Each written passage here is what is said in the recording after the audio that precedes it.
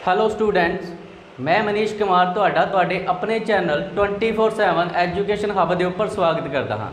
हाँ जी, तो अज अपना पॉलिटी का 6th लैक्चर है। आई होप कि तुसी जो प्रीवियस लैक्चर हैं बहुत ज़्यादा ध्यान दे नाल देख रहे हो। ठीक है जी। हाँ जी, तो अगर तुहानू कोई भी डाउट आ रहा है पुराने लैक्चरों के तो तुसी कमेंट सैक्शन के पूछ सकते हो। ठीक है जी। हाँ जी, तो आप मूव करते हैं अपने अज की चैप्टर की ओर, जिसका नाम है प्रीएम्बल, जिसनों पंजाबी दे विच की बोलिया जाता है प्रस्तावना। हाँ जी, this is very important topic. बहुत ज़्यादा क्वेश्चन इस टॉपिक तो एग्जाम के पूछे जाते हैं। ठीक है। हाँ जी, तो मैं तुहानू प्रॉमिस करता हाँ कि जो प्रस्तावना के उपर अपना अज का लैक्चर होएगा, इस तो बाद तुहानू कोई भी बुक फॉलो करने की जरूरत नहीं है। टोटली जो भी प्रस्तावना रिलेटेड अपने एग्जाम के पॉइंट ऑफ व्यू तो पॉइंट इंपोर्टेंट हैं वो सारे आप इस लैक्चर के कवर करन जा रहे हैं। हाँ जी, तो लैक्चर को ध्यान दे नाल देखना है। हाँ जी, एक एक चीज़ तुहानू समझ आएगी, बहुत ही ज़्यादा ईजी लैंग्वेज के तुहानू समझाया जाएगा। ठीक है जी। हाँ जी, तो जो अपना चैप्टर है, चैप्टर का नाम है प्रीएम्बल। सब तो पहला इसकी आप डेफिनेशन देखते हाँ कि प्रीएम्बल हुंदा की है। हाँ जी, तो प्रीएम्बल की है एक तरह का दस्तावेज़ है जिस दे विच संविधान के मुख्य उद्देश्यों, उस तो बाद इसके मौलिक सिद्धांतों और आदर्शों के बारे जानकारी दी गई है। ठीक है जी।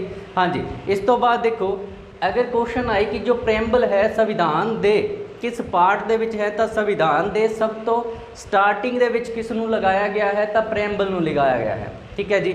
हाँ जी, तो प्रीएम्बल अगर आप और सिंपल तरीके दे नाल देखते हाँ तो प्रीएम्बल की है एक इंट्रोडक्शन पार्ट है, या फिर आप इसनूं एक इंडैक्स भी बोल सकते हाँ। हाँ जी, तो देखो जिस तरह कोई बुक है, बुक के बारे सानू जो जानकारी है कित्थों मिलती है, तो बुक के जो स्टार्टिंग दे विच इंडैक्स बनया हुंदा है उस दे विच की है बुक्स के बारे दस्या हुंदा है कि बुक्स का जो नेचर है, बुक्स के जो उद्देश्य हैं वो किस तरह के हैं।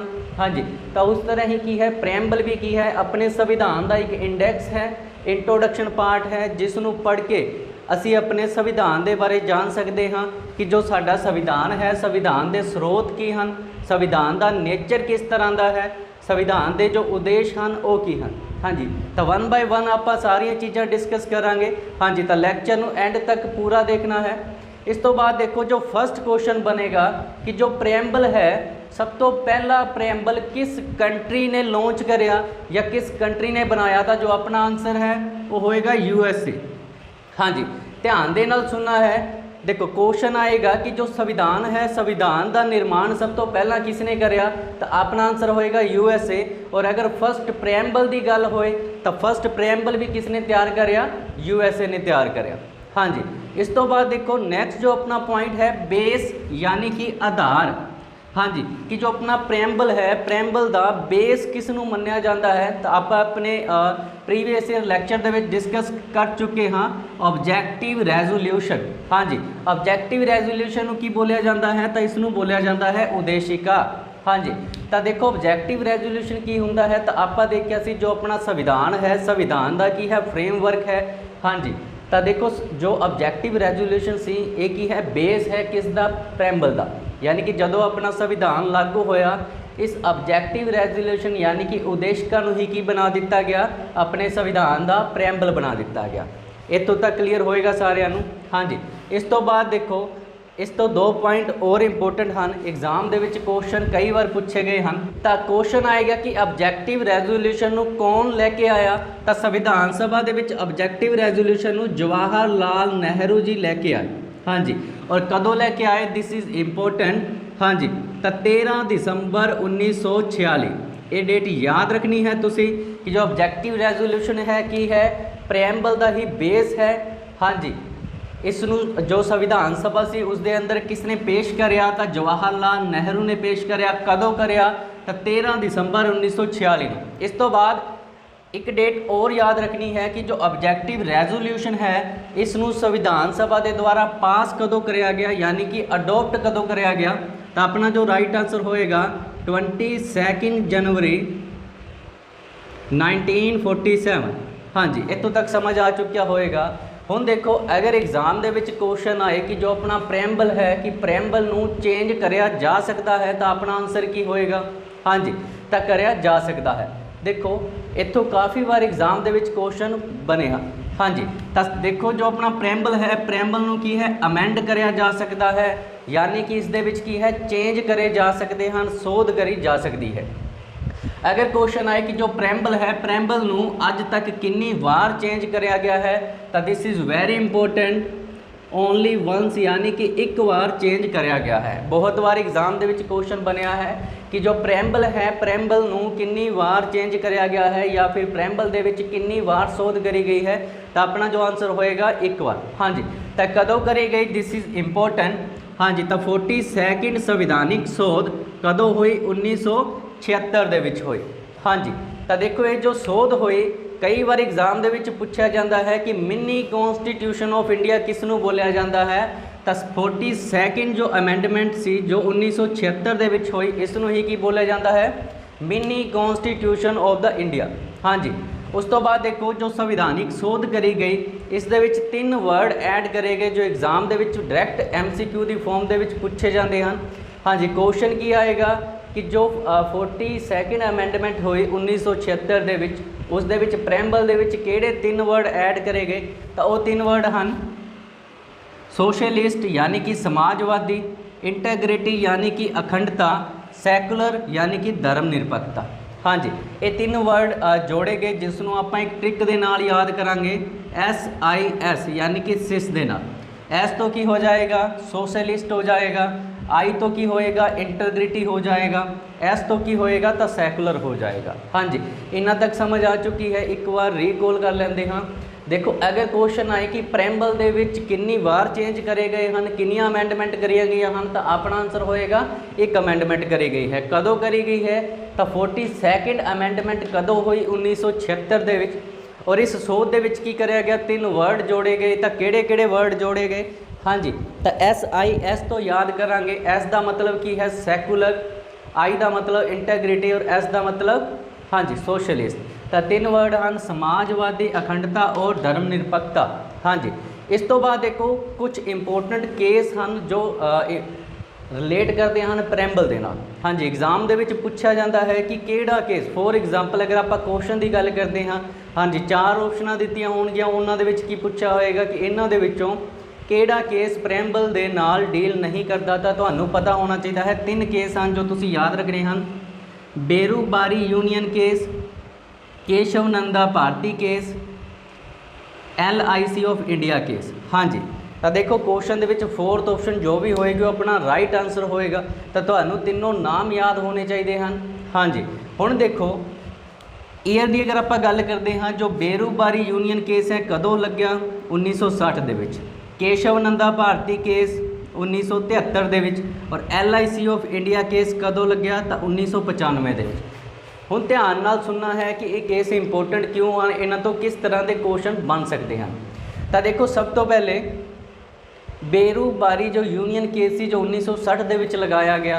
हाँ जी, तो इस दे विच जो सुप्रीम कोर्ट की जो जजमेंट आई, जो बयान आया, उस दे विच की बोलिया गया। हाँ जी, तो इन्हों ने की बोलिया सी, देखो इन्हों की जो डिमांड सी कि जो प्रैम्बल है, प्रैम्बल दे विच चेंज कराया जा सकता है या नहीं। हाँ जी, तो सुप्रीम कोर्ट ने की बोलिया, हाँ जी, तो जो प्रैम्बल है, प्रैम्बल की है संविधान का पार्ट नहीं है। ध्यान दे नाल सुनना है, preamble this is not the part of constitution, संविधान का पार्ट नहीं है, और इस दे विच की है अमेंडमेंट नहीं करी जा सकती। एग्जाम दे विच पूछा जा सकता है कि किस केस दे विच बोलिया गया। हाँ जी, कि प्रैम्बल संविधान का पार्ट नहीं है, तो अपना आंसर की होएगा बेरूबारी यूनियन केस जो कदों लगाया गया, 1960 दे विच। उस तो बाद देखो की होया, एक होर केस लग्या जिसका नाम सी केशव नंदा भारती केस, कदों, तो 1973 दे विच। हाँ जी, तो इस दे विच दोबारा पूछा गया कि प्रैम्बल दे विच चेंज कराया जा सकता है, तो देखो सुप्रीम कोर्ट ने की कराया, अपनी जजमेंट नूं चेंज कराया। तो इन्होंने की बोलिया, preamble is the part of constitution, यानी कि जो प्रस्तावना है संविधान का हिस्सा है, इस दे विच की है चेंज कराया जा सकता है। ध्यान दे नाल सुनना है, सुप्रीम कोर्ट ने की कराया, अपनी जजमेंट नूं चेंज कराया। पहले उसने की बोलिया कि जो प्रैम्बल है, प्रैम्बल संविधान का हिस्सा नहीं है, इसनूं चेंज नहीं कराया जा सकता। और केशव नंदा भारती केस दे विच उसने अपनी स्टेटमेंट नूं चेंज कराया और की बोलिया कि जो प्रैम्बल है, preamble is the part of constitution, it is amend. हाँ जी, तो इसनूं की है अमेंड कराया जा सकता है। तो देखो ईयर देखो 1973 1973, तो इस दे विच की बोलिया गया कि चेंज कराया जा सकता है। तो 3 साल बाद ही की होया एक अमेंडमेंट हुई जो आप पढ़ चुके हाँ। केड़ी अमेंडमेंट सी? 42nd अमेंडमेंट कदों हुई? 1976 दे विच। हाँ जी, इस तो बाद देखो एक चीज़ और है, एक केस और है LIC ऑफ इंडिया केस जो कदों लग्या 1995 दे विच। ठीक है जी, तो इस केस दे विच भी की बोलिया गया? हाँ जी, वही स्टेटमेंट बोली गई कि जो प्रैम्बल है, प्रैम्बल की है संविधान का हिस्सा है, इसनूं चेंज कराया जा सकता है। हाँ जी, तो हुण आप देखते हाँ अपना प्रैम्बल टॉपिक का सब तो जो इंपोर्टेंट पार्ट है, ध्यान दे नाल सुनना है। देखो सारे ही पॉइंट इंपोर्टेंट हैं, एग्जाम दे विच बहुत वार पूछे गए हैं। हाँ जी, तो प्रस्तावना दे विच आपां किस किस चीज़ के बारे देखांगे? सब तो पहले पावर। हाँ जी, जो पावर है, पावर का स्रोत की है, उस तो बाद नेचर, उस तो बाद की देखांगे उद्देश्य देखांगे यानी कि ऑब्जेक्टिव की हैं। उस तो बाद देखांगे डेट ऑफ अडोप्शन, अडोप्शन का मतलब की है ग्रहण करना। हाँ जी, तो हुण देखो सब तो पहले आप देखते हाँ पावर का स्रोत की है। हाँ जी, तो जो प्रस्तावना है, प्रस्तावना दे विच की लिखा गया है, वेरी इंपोर्टेंट एग्जाम दे विच डायरैक्ट देखो क्वेश्चन की आएगा कि जो संविधान है, संविधान की जो पावर होंदी है, ठीक है जी, उस पावर का स्रोत किस नूं मन्निया जाता है? Option A parliament, option B president, option C PM और ऑप्शन डी की होएगा पीपल ऑफ इंडिया। हाँ जी, तो समझ आ चुकी होएगी किस तरह के क्वेश्चन बनते हैं। तो जो अपना संविधान है उसकी जो पावर के जो स्रोत हैं, हाँ जी, तो की है स्रोत? भारत की जनता। याद कर लेना है, एग्जाम के क्वेश्चन बनते हैं। ठीक है जी, इस तो बाद देखो नैक्सट आप देख लेते हैं डेट ऑफ अडोप्शन यानी कि संविधान नूं ग्रहण करने की जो मिति प्रस्तावना दे विच लिखी गई है वो की है? तो 26 नवंबर 1950। हाँ जी, देखो कन्फ्यूज़ नहीं होना है, एक चीज़ ध्यान नाल सुनी है, संविधान सभा ने की करया? संविधान का निर्माण करया। और 2 डेट्स इंपोर्टेंट हैं। अगर क्वेश्चन आए कि जो अपना संविधान है उसनूं ग्रहण कदों करया गया, तो अपना राइट आंसर होएगा 26 नवंबर 1950। और इसनूं लागू कदों करया गया, तो अपना राइट आंसर होएगा 26 जनवरी 1950। सॉरी इत्थे थोड़ी जी मिस्टेक हो गई है, 49 कर लेना है। हाँ जी, तो 26 नवंबर 1949। हाँ जी, हुण देखो नैक्सट आप गल करते हैं कि जो अपना संविधान है इसका नेचर किस तरह का है। तो इसका जो नेचर है वो की है? सोवरन यानी कि प्रभुता संपन्न, सोशलिस्ट जिसनों समाजवादी बोलिया जाता है, सैकुलर यानी कि धर्मनिरपक्ष, डेमोक्रेटिक यानी कि लोकतांत्रिक और रिपब्लिक यानी कि गणराज्य। हाँ जी, तो जिन्ने भी वर्ड हैं इन्होंने सारे वर्डों को एक सीरीज़ दे विच तुसीं याद करना है, क्योंकि एग्जाम दे विच काफ़ी बार ये जो वर्ड हैं इन्हों की सीरीज़ भी पूछी गई है। हाँ जी, तो सब तो पहले की है? Sovereign, socialist, secular, democratic and Republic. हुण आपां 1 बाय 1 इन्हों की डेफिनेशन देखते हैं।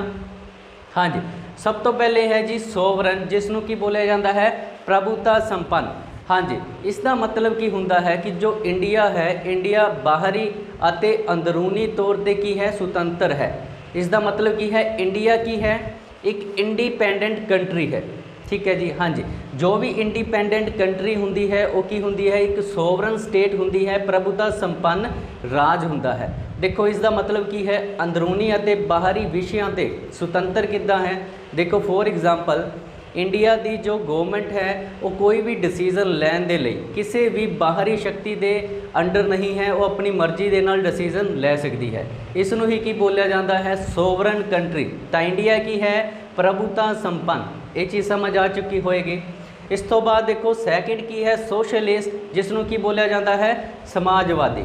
हाँ जी, तो देखो इसका जो मतलब होंदा है समाजवादी, वैसे की है इंडिया दे विच मिक्सड सोशलिज्म है। हाँ जी, मिक्स है, ठीक है, बट इसका मतलब की होएगा। हाँ जी, तो इसका जो मतलब है कि देखो जो सोशलिस्ट है इस दे विच दस्या गया है कि ऐदां दे रूल बनाने चाहिए हैं कि जो उत्पादन होंदा है उत्पादन के साधन सारिਆਂ ਨੂੰ की है बराबर बराबर दिते जा सकन, या फिर आप बोल सकते हैं कि ऐदां दियां पॉलिसियां लॉन्च करनियां चाहिए हैं जिस दे विच की है ऐदा ना हो कि जो अमीर है वो और ज़्यादा अमीर हो जाए और जो गरीब है वो की है और ज़्यादा गरीब हो जाए। इसनूं ही की बोलते हैं सोशलिस्ट बोलिया जाता है, यानी कि समाजवादी। उस तो बाद this is very important secular, यानी कि धर्म निरपक्ष। हाँ जी, स्टार मार्क कर लेना, एग्जाम ਦੇ ਵਿੱਚ बहुत वार पूछा जाता है। हाँ जी, सैकुलर का मतलब की होंदा है, यानी कि धर्म निरपक्ष। हाँ जी, इस तो की भाव है। हाँ जी, तो धर्म निरपक्ष का मतलब होंदा है कि राज का कोई अपना धर्म नहीं है। हाँ जी, तो जो इंडिया है, इंडिया की है एक सैकुलर कंट्री है जिसका कोई भी अपना धर्म नहीं है, और इंडिया की करेगा सारे धर्मां नूं बराबर सन्मान दिंदा है।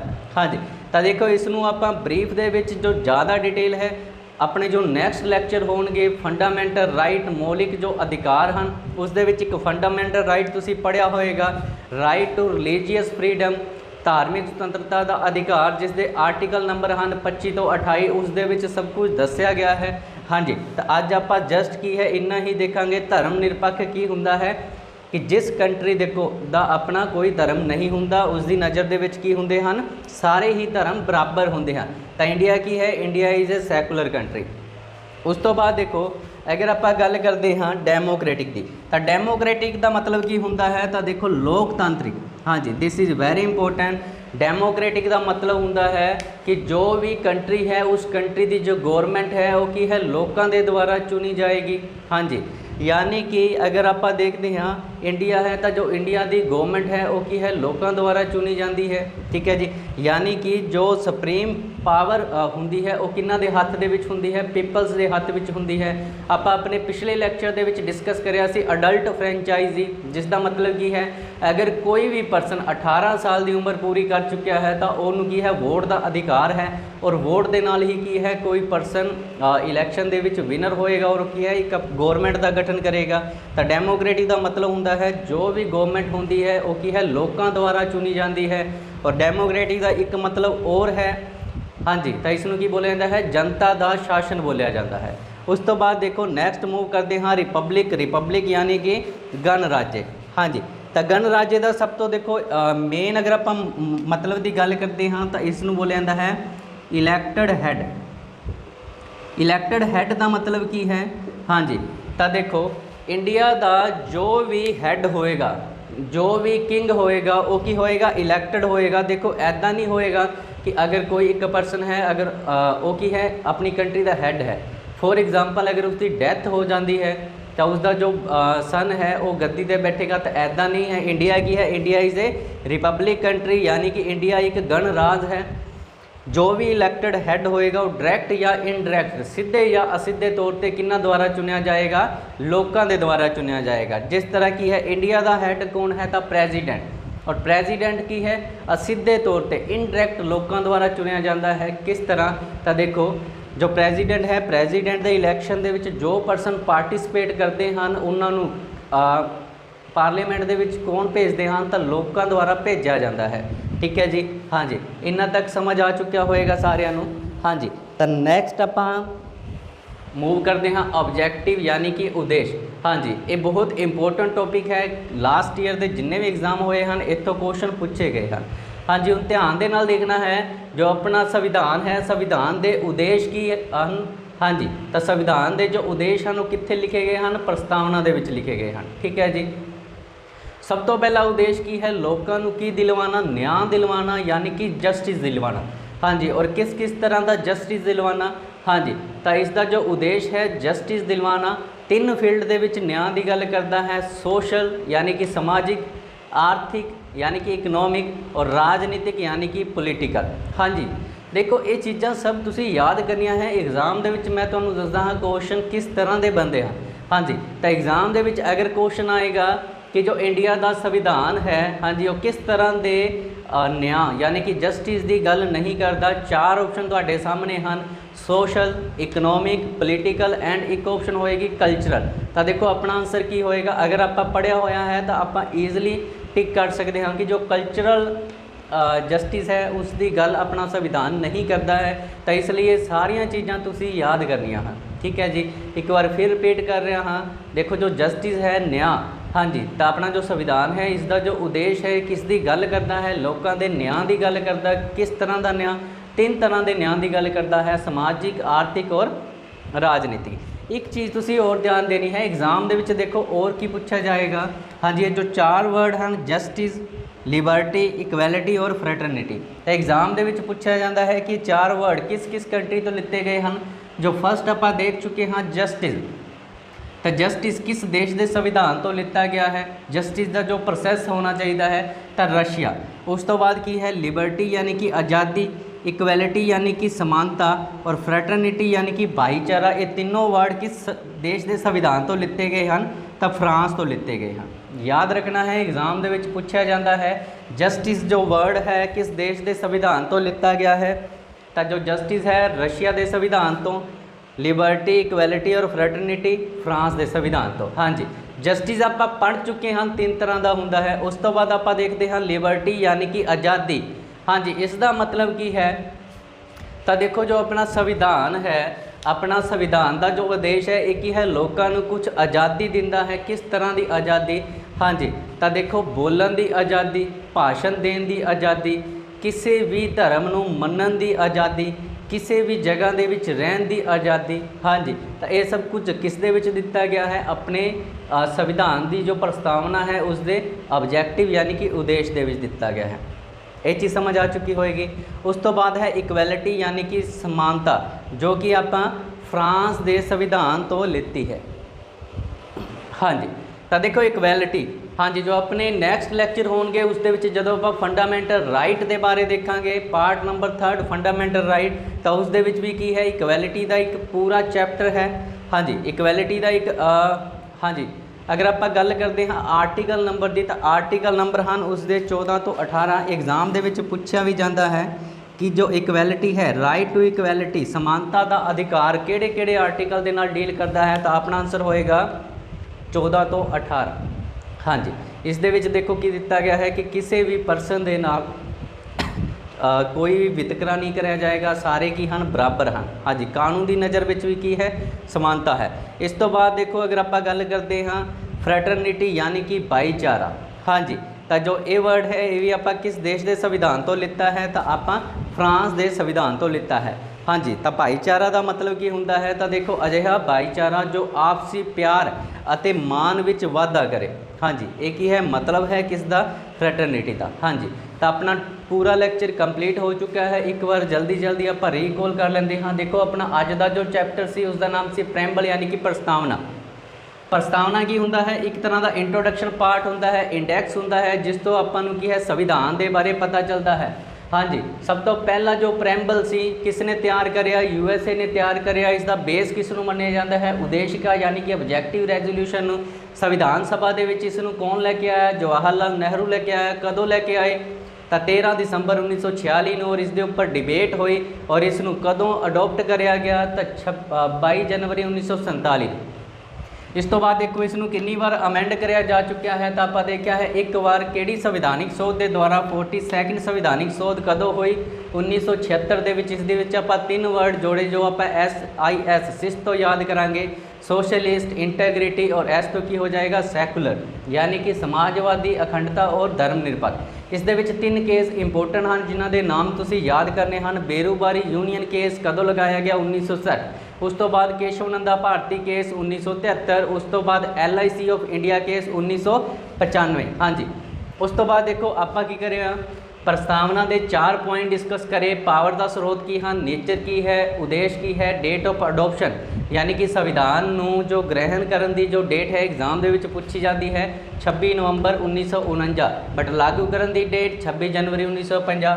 स्रोत की गल करते हाँ, तो स्रोत की है संविधान का तो भारत की जनता। नेचर किस तरह का है, sovereign, socialist, secular, democratic, Republic. ये तुसी सीरीज़ दे विच याद कर रहे हैं, एग्जाम दे विच पूछे जाते हैं। उस तो बाद आप गल करी उद्देश्य की, जिस दे विच की है जस्टिस की गल करी। 3 तरह का जस्टिस होंदा है, सोशल, इकनॉमिक और पोलीटिकल। हाँ जी, जस्टिस वर्ड इंडिया ने किस देश के संविधान तो लिता, रशिया के। लिबर्टी, इक्वैलिटी और फ्रैटर्निटी फ्रांस के संविधान तो लीती। हाँ जी, आई होप तुहानू अज का वीडियो लैक्चर बहुत ज़्यादा पसंद आया होएगा। हाँ जी, ਜੋ ਵੀ ਸਭ ਤੁਹਾਨੂੰ ਇੱਥੇ ਕਰਵਾਇਆ ਜਾਂਦਾ ਹੈ, ਠੀਕ ਹੈ। ਜਿਸ ਦੇ ਨੋਟਸ ਤੁਸੀਂ ਜ਼ਰੂਰ ਬਣਾਉਣੇ ਹਨ। ਦੇਖੋ ਇਸ ਤੋਂ ਬੈਸਟ ਨੋਟਸ ਮੈਂ ਤੁਹਾਨੂੰ ਵਾਰ-ਵਾਰ ਕਹਿ ਰਿਹਾ ਹਾਂ, ਕਿਤੋਂ ਵੀ ਨਹੀਂ ਮਿਲਣਗੇ। ਹਾਂਜੀ, ਜੋ ਵੀ ਪ੍ਰਾਇਮਰ ਰਿਲੇਟਡ ਇੰਪੋਰਟੈਂਟ ਡਾਟਾ ਸੀ ਆਪਾਂ ਕਵਰ ਕਰ ਚੁੱਕੇ ਹਾਂ, ਠੀਕ ਹੈ ਜੀ। ਇਸ ਤੋਂ ਇਲਾਵਾ ਕੁਐਸਚਨ ਨਹੀਂ ਬਣੇਗਾ। ਦੇਖੋ ਜੋ ਵੀ ਇੰਪੋਰਟੈਂਟ ਡਾਟਾ ਹੈ ਆਪਾਂ ਸਿਰਫ ਉਹੀ ਡਿਸਕਸ ਕਰਦੇ ਹਾਂ, ਐਕਸਟਰਾ ਡਾਟਾ ਕਦੇ ਵੀ ਤੁਹਾਨੂੰ ਨਹੀਂ ਕਰਵਾਇਆ ਜਾਏਗਾ। ਹਾਂਜੀ, ਕਿਉਂਕਿ ਐਗਜ਼ਾਮ ਕੀ ਹਨ, ਨੀਅਰ ਆ ਰਹੇ ਹਨ। ਹਾਂਜੀ, ਇਸ ਤੋਂ ਬਾਅਦ ਦੇਖੋ ਆਪਣੇ ਜਦੋਂ जो प्रैम्बल है, प्रैम्बल तो बाद एक चैप्टर होर आएगा। उस तो बाद की है आप जिन्ने भी लैक्चर कवर कर चुके हाँ उन्होंने की है एक MCQ एक सैशन लैके आवांगे जिस दे विच मिनीमम 50 क्वेश्चन होंगे जो कि होंगे अपने प्रीवियस ईयर लैक्चर बेस्ड होंगे। तो तुसी सारिਆਂ ने उन्होंने आंसर करने की कोशिश करनी है। हाँ जी, तो अज के लैक्चर दे विच